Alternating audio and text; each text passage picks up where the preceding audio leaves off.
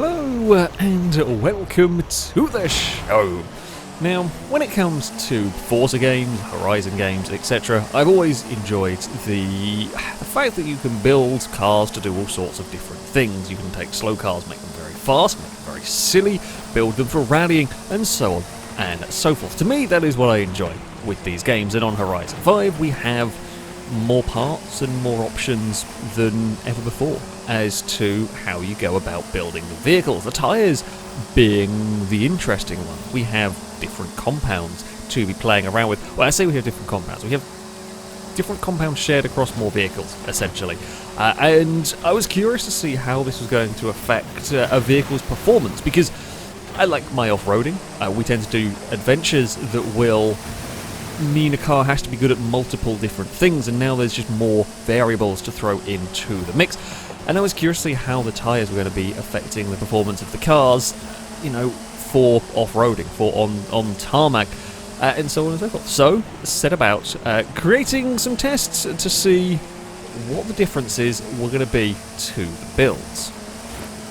So, let's talk through the vehicle that we are going to be using to test some of the rally parts. The car I've gone for is a pretty sensible vehicle. This is the Nissan Pulsar. I would expect this to be a very fast A-Class car. It's incredibly quick in Horizon. For small, light, all-wheel drive hatchbacks, normally very, very strong in Forza games, full stop. So, I'm using a Pulsar as a good benchmark. Of course, yes, results may vary depending on the vehicles and so on, but for a consistent benchmark, we're going to be using this car, because I know it's likely to be good. And the build for the vehicle is going to be as close to the same between them, with, of course, the exception of the part that we are testing. So, the vehicle itself is going to be running, all the builds are going to be running race brakes. I mean, it makes sense. It's an important part of the car. Braking, it's not the largest part of PI, so it's worth going for. All the cars are going to be running on the off-road springs. Now, there's no other off-road option. Yes, you might be able to take a race suspension and tune it, but for the sake of, again, consistency, sort of pre-built, the off-road suspension is going to be good for what we're asking the car to do, so that's what it's going to be running on. We're going to have the anti-roll bars on the vehicle. I've gone for a mid-level weight reduction on the car, so it's a little bit lighter. You know, again, this may not be the perfect way to build the car for A-Class, but it's consistent. It doesn't matter if it's not the very fastest A-Class. It's going to be consistent across the test. So it's got mid-level of the weight reduction. We've got the roll cage thrown into the vehicle. Now, as far as driveline goes, so we have got other diffs that will get tested a little bit later. For the first part, while I'm testing the tyres, we're going to be running with the rally diff. Okay, again, it's the same across all the builds, so the only variable in this is going to be the tyres. Now, we have got, I think it's running the standard engine. There's lots of engine options for this if you want, including a quad rotor, which I love that that's in more cars. Lovely to see. But we're running with the standard engine. It's likely to be a pretty strong option. Haven't gone for Forza Aero in this instance. So, the tyres we have got on the vehicle. Of course, there are a bunch of options here. Now, for this A-Class car, I'm going to be testing sport tyres. We're going to be testing the off-road tyres. These are what the rally tyres would have been on Horizon 4. We've got the off-road race tyres. Now, we had these on Horizon 4. These are always fitted to the kind of SUVs. They can now be fitted onto anything. And we have got snow tyres, which is a separate entity for this, which I'm going to have a go with just to see what kind of happens. Now, this is similar PI to the likes of the off-road race tyres, so they're basically going to be identical builds on the pair of them. Of course, the off-road tyres, well, that actually uses a little bit more PI than these, so when it comes to running the off-road tyres, and the same is going to happen when it comes to running the street tyres, we're going to lose a little bit of performance out of the engine. So we're going to take off the same parts, so the car will just be a little bit less powerful. It'll have more grip. In theory, that's how the PI is going to balance it out. It's going to have more grip, but we're going to lose a bit of horsepower. Okay, and that is how the vehicle's going to work. So it's going to be running around the 430 to 480, I think, horsepower, depending on what tyres we have got on the vehicle. But the rest of the build will remain consistent. And as far as benchmark vehicles go, this is a pretty sensible kind of style of car, if you like. With the vehicle built and set, it was off to test it out. We started off with the, I'm going to call them the rally tyres. These are just the normal off-road tyres, not the off-road race tyres. I'm just going to call them rally tyres though. This is what we had on Horizon 4. And, I mean, on a full dirt circuit that we are starting with here, funnily enough, they work pretty well. So the first test is going to be on a circuit that is entirely dirt. This is one around the kind of Baja track. It's a pretty good test.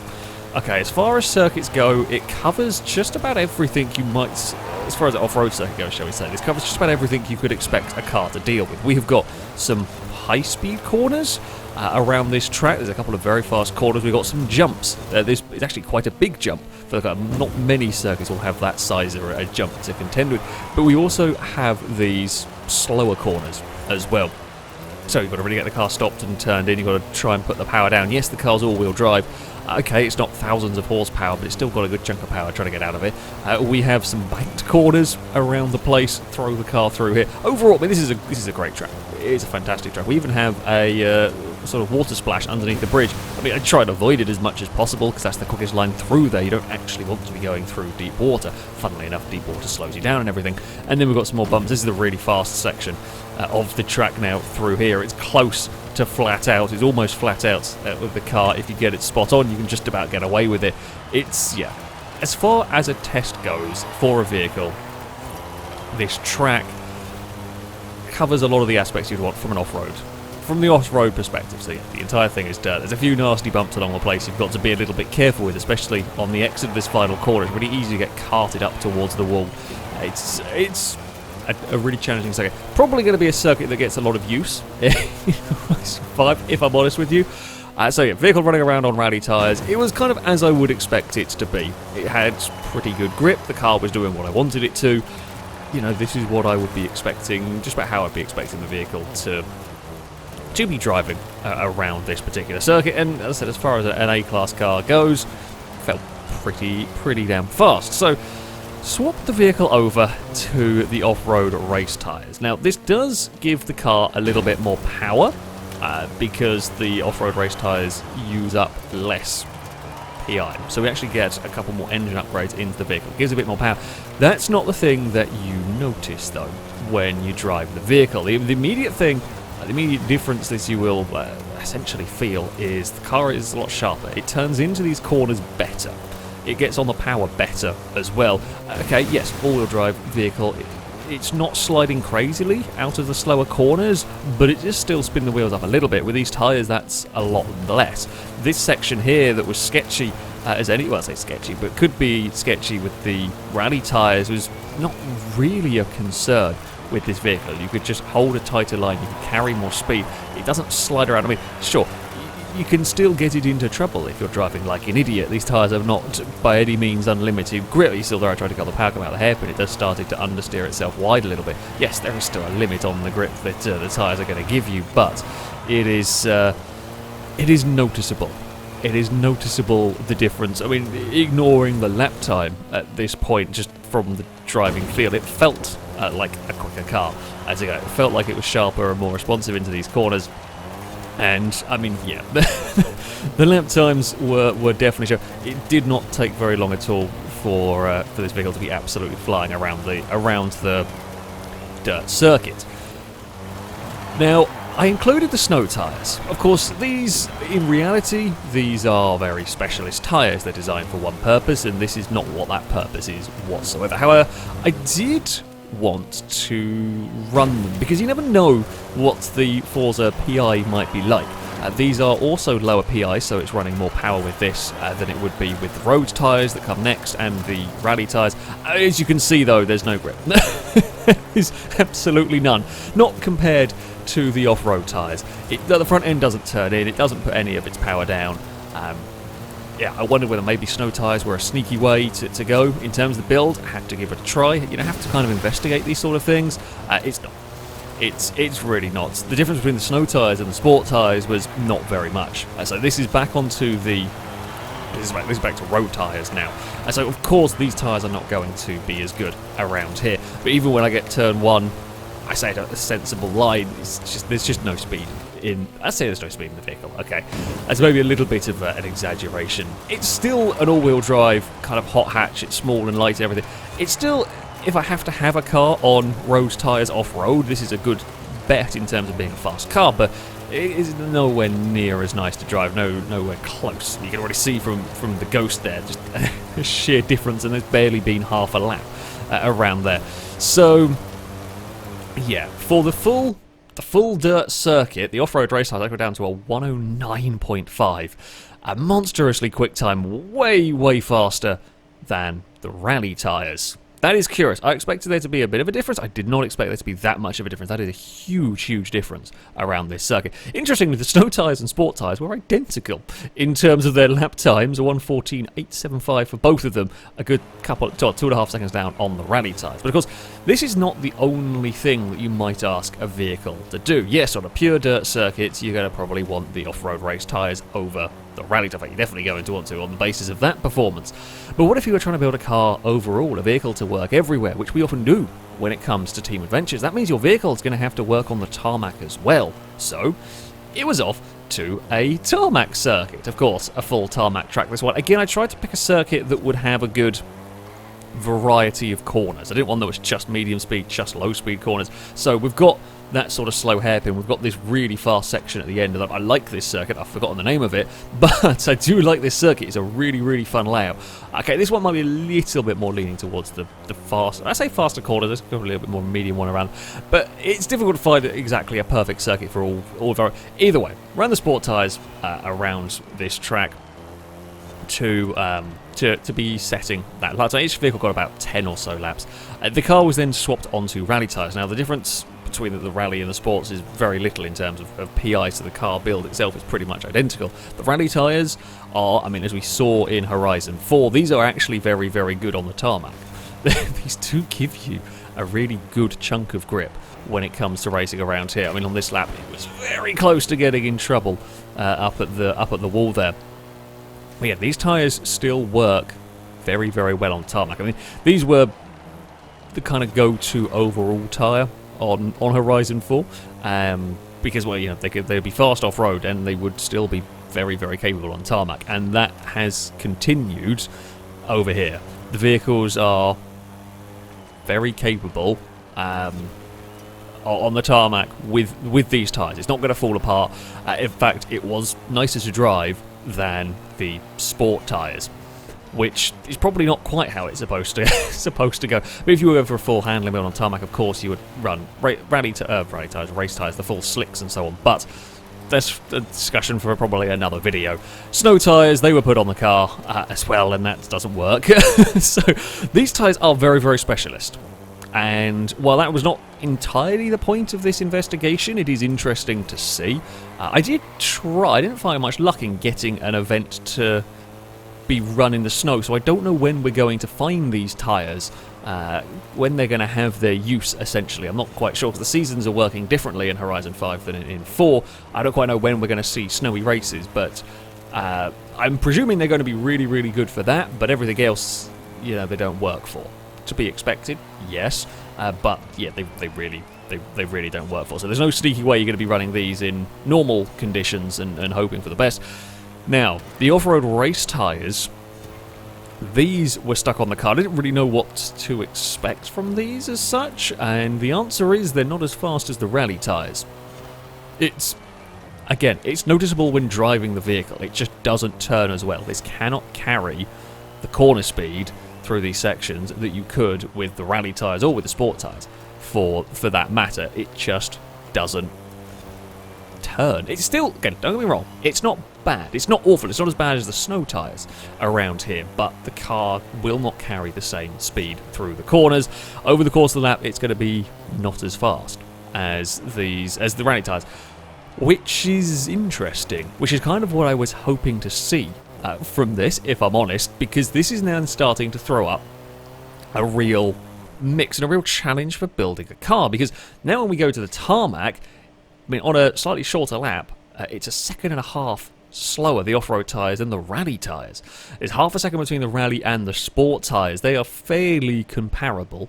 Yeah, the rally tyres are perhaps a little better. I perhaps preferred those a little bit, but you can still get some speed out of those sport tyres. The snow tyres, they're another second off the off-road tyres, so they're seemingly ultra specialised. They do what they are supposed to do. They're good at that. But for the rest of this, they're probably not going to be a factor. Now, this starts then getting really interesting. What happens when you throw in what you're more likely to be coming across, and that is mixed surface races? You see, there are only 2 full off-road circuits in the game, while there are these, the scramble circuits and so on. A lot of them are like this one here. They're half tarmac, half dirt. What happens here when you mix and mess around with the tyres? Because the vehicle on off-road tyres, we know, is going to struggle when it comes to the tarmac. It's not going to be able to carry the speed that the rally tyres can, but then vice versa. When we get off-road, the rally tyres are going to suffer a little bit. Now, this circuit tried to pick a track that was going to... I tried to pick a track that's about 50-50 between tarmac and dirt. This one does have a water section. It doesn't really have as much in the way of really slow dirt corners, but... Again, these are the kind of, this is the sort of track that you might be facing. I can't have a perfect test environment for everything at the end of the day. There's some jumps for the cars to contend with. This is another, as far as tracks go, this is actually quite a cool circuit. It's fast, it's a bit sketchy on the way down here. You see the back of the car bouncing around. I do get a little bit of a big slide. I say a little bit of a big slide. Sure, we'll go with that. Almost had an accident, basically, down there. But yeah, we're going to be making up. The lap time for this car is going to all be made up on that dirt section, because we know as soon as we get onto the tarmac, it is simply not going to have the grip. In fact, it was a half... amazingly, that was the quickest lap I did with the car, and that was despite a really big slide. I don't quite know how. I got away with managing to just about keep up the momentum. Now, when we swap onto the rally tyres, this was weirdly going to be a... try and make up time in the tarmac sections, which I know is a bit odd saying that on the rally tyres, but that is what these are good for. And again, it is definitely noticeable. It was fly your way through the first section, and as we get on to the dirt, it was a case of try and not lose too much time through here, because the front end does not turn in as well through here. I could carry way more speed through the tarmac bits, but here we've got to be a little careful. Now, on this track, it's perhaps not as bad as a lower speed circuit, because once we're onto this dirt, we're flat out all the way down here. We're not going to be losing out as much, perhaps. Through here, we can get away with still being quick through this section. Yes, it is going to be a little slower, but we're maybe not losing... We're not losing out perhaps on the traction that you would on a tighter circuit. Although through here, it does get a little bit technical, and the tyres simply don't grip. So, yeah, definitely had to be aware with this vehicle, although then we get onto the tarmac here and the car is once again back to being a lot nicer to drive. It was, it was a weird but an interesting kind of experiment. I know I didn't bother with the snow tyres for this. They were kind of, they're specialised, they do what they're supposed to do, and that is it. Whack the car onto the sport tyres. Of course, I would expect this to be slower on the sport tyres than on the rally tyres, for example.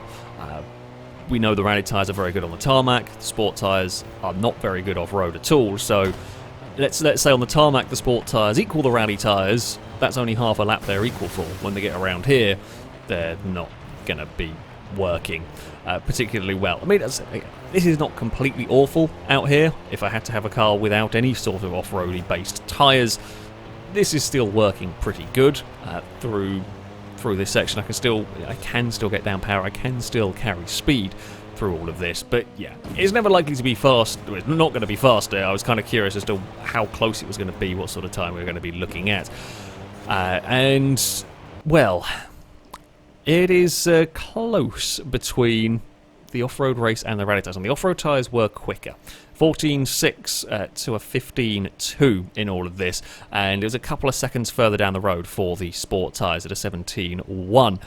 Now, the interesting thing with these results, of course, is that with that being as close, what tyres you're going to want to run on a specific circuit is going to vary depending on how much dirt there is. If that track was more tarmac-based than dirt-based, you'd probably want rally tyres, because you'd make up your lap time better, and because the cars are making their lap timed up in very, very specific places, that could throw some real intricacies into how you choose to build your vehicle.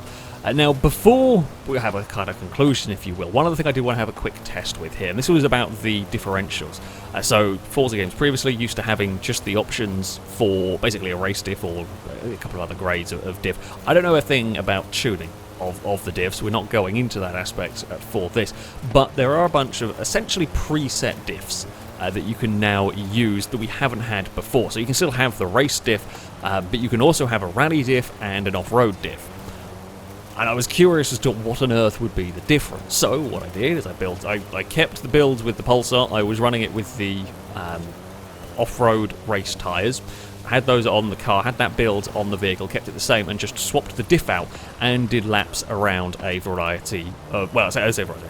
Did laps with the different diffs around a full dirt circuit and around a cross-country circuit. I didn't know if this was going to make any difference. We're still looking at our off-road elements here. So I figured, why not go for a cross-country circuit? It's something a little bit different, see if there's any weird results or anything along those lines. I mean, as far as speed goes, there is a difference between these diffs. As I said, I don't think there's actually any mechanical difference. I think it's just the settings on the diff, although we did have a big tumble with the part. I think every time I ran around this circuit, despite what diff I had in the car, if I got it wrong over that crest, it would go for a front flip. It was spectacular crashes, that is for sure. But yeah, well, I don't think the diffs are actually kind of any mechanical difference. It's the settings for them, sort of pre-installed settings, if you like, and you can feel a difference. The race diff made the vehicle a little bit more understeery, but a little bit more planted. Both the off-road and the rally diffs, I don't know what the difference is in them. Feel-wise, very little. It just made the car slide around a little bit more.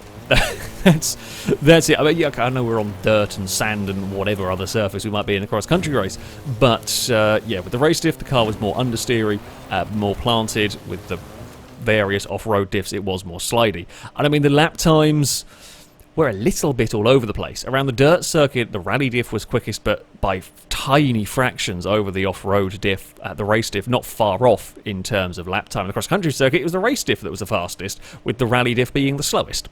So I think an element of that is going to come down to perhaps personal preference, getting used to driving style. Maybe the slightly looser, the more slidey diff was better at the dirt circuit that I was driving around because of the nature of the track. There's no 2-second a lap difference with these. It's going to be more down to personal preference, more down to fine-tuning. And you can probably put the race diff in and make it drive however you might want for an off-road circuit, etc. If you know what you're doing with the diff tuning, go for it. You can probably do more than one of those pre-selected ones, but they certainly do work, and whichever one you put in the vehicle is going to be roughly the same in terms of pace. I mean, as far as conclusions go with this, I mean, it's been fascinating because I'm really interested to see how we're going to be approaching builds. For leaderboard stuff is a little bit different. I mean, I don't necessarily play the game in that manner. I'm not necessarily looking in that manner because, of course, yes, you're on a dirt circuit. Guess what? You're going to probably be on those off-road race tyres. They're significantly better. But I'm looking at it more from a perspective of if we're doing a team adventure, if I'm trying to build a car for multi-purpose, it's throwing another spanner in the works because do you focus on a vehicle being really good on off-road circuits, but know that it's going to not be as good on the tarmac? Do you go for the off-road race tyres in that manner? Do you go for rally tyres knowing that you're kind of going to be good everywhere, but you're not going to be amazingly far? You're not going to have the best tyres for any particular situation, although you might on a sort of split circuit route, if that's got predominantly tarmac with only a little bit of dirt. It adds another variable in, and that's what I like to see. I like to see that there's another variable, another thing you've got to consider with the builds. As I said, there might be a couple of circuits, sort of ultimate leaderboard, fastest times, whatever, where you're going to have a little quandary as to what sort of tyre you go to. If it's predominantly tarmac with a little bit of dirt, can you make up enough time in the dirt section for the off-road tyres to be worthwhile over, let's say, the rally tyres? But yeah, if you're trying to build a car that's going to tackle a whole multitude of different types of events, I like it. there is definitely very, very distinct differences, very distinct strengths and weaknesses to these tyres, and they will have a profound effect. The diff, not so much, but the tyres, yeah. And then you've got snow tyres as well for potential snowy events, whenever and however they might end up working. Yeah, the tyres are quite specialised now, and I think we could see some interesting races when it comes to the team adventures, or when we get the team adventures fully operational and all of that. So there we go. That is going to be it for this video. Thank you all very much for watching, and until next time, goodbye.